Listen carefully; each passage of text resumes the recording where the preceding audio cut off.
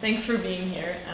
Really appreciate your time as always. Of course. I'm always excited when you're here because you're such an incredible person. Now, within 6 years, I mean, that's when you moved from the Bay Area to LA. Yes. You've managed to not only work with incredible artists like from Chris Brown, Prince. Yeah. I mean, what? The legend. Yeah, I learned a lot from him actually.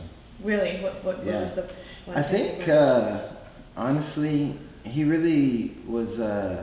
He preached a lot about like owning your own art, you know, and that kind of always stuck with me, and I feel like that also kind of inspired me with like owning my own business and owning my own studio and that kind of thing. Congratulations again, officially now Thank you. You've opened up your own dance academy, which is incredible. Thank I you. was there to classes, so it's like a dream come true for any artist, especially for a dancer. You know, you could say you've made it in LA.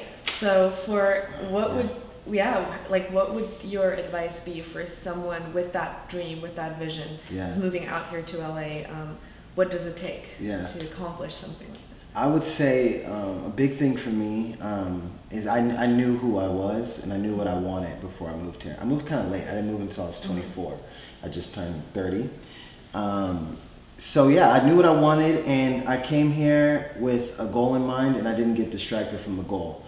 Every single day has been dedicated to getting closer and closer to what my vision is. And sometimes I feel like people move to LA kind of early, kind of premature before they really even fully know what they want or fully know who they are.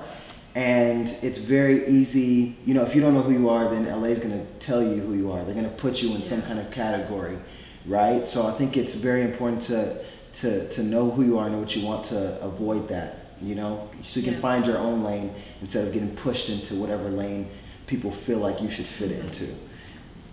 Yeah, that is a great answer. That leads me directly to one thing I had in mind, which is something we always talk about. It's so important in today's lives of especially younger audience, social media.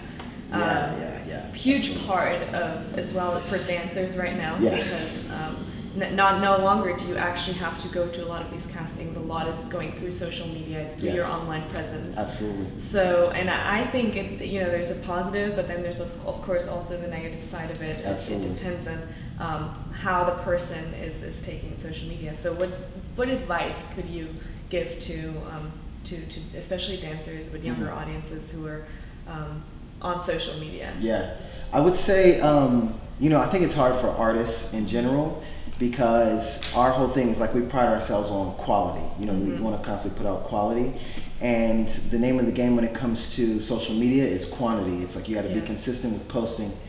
So I think honestly, I'm still trying to find it, but I think it's very important to not just neglect it and be like, you know what, my art speaks for itself, I don't need to play the game. You got to have some kind of like a slight compromise. You got to like figure that out, you know.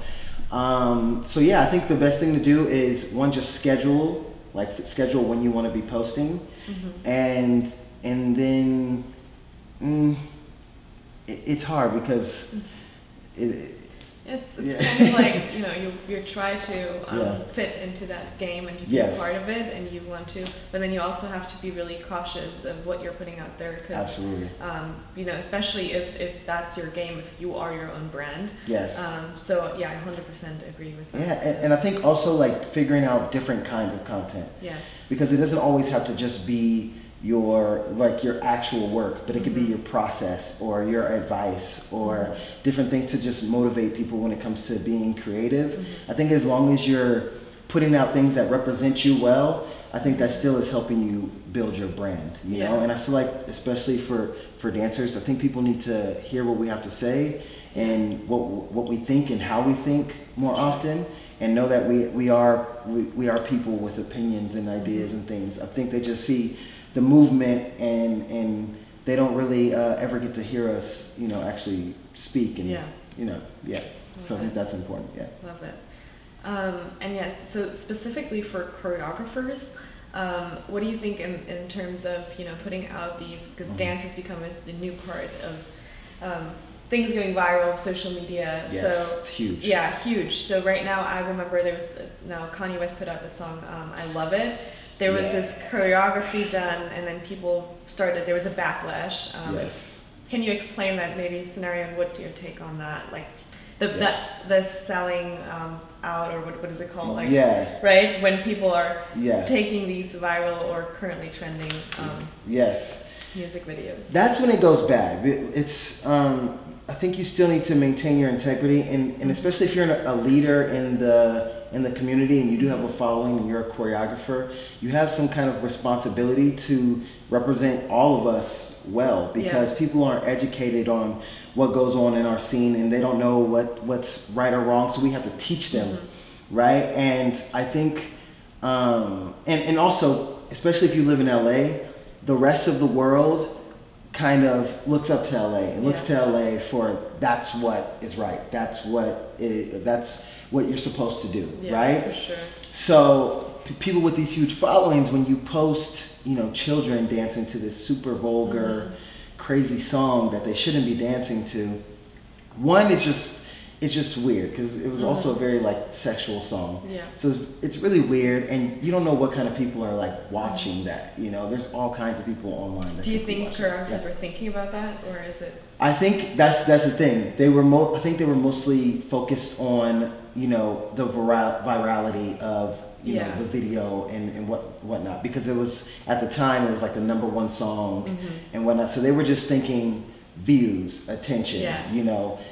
This how much this is going to help spread our brand awareness and things like that. And that's when it gets dangerous, and when you neglect all morals for the sake of building just yourself up. And I feel like that's very selfish, and I think it kind of waters down the art, and it makes people not take us as serious. And then, like I said, you're kind of influencing the rest of the world. You're telling them that this is okay and this is right. And as long as it helps you and it builds up your brand, just do whatever you want. And I don't think we should be doing that. And there's studies out that show that kind of thing affects children, So it's when it comes to kids, I rarely say anything on social media about people's choices and their music and their choreography. There's not much I can say. But when kids get involved and they're affected, that's when I have to step up and say something. And this was kind of the only time I've actually posted something and made a comment, publicly. But yeah, I think that's very dangerous for any artist or for any person in general. Don't ever let success or attention sway you from your morals. I don't think that's a 100%, good thing to get into. For sure. Always stay true to yourself. Don't let the whole social media hype get to you. Absolutely. And always stick to the art. So I agree with that. Yes. Are there any interesting projects that you currently have coming up, or? What's funny is my barber earlier today, he asked me the same thing, and I told him that I'm my biggest project right now. I'm really focused on, growing in mentally, physically, spiritually. So that's my biggest job right now, is just, taking myself to the next level. And then I'm just excited to see what life has for me at that level. Love it. Yeah. Thank you so much. Absolutely. Excited to have you as a part of the Epix family, of course. I'm honored to be a part of the family. And looking forward to next time we speak. There's going to be a lot more to come. But absolutely. Love this first introduction, so it's so good to have you here. Thank you. Appreciate see you next time.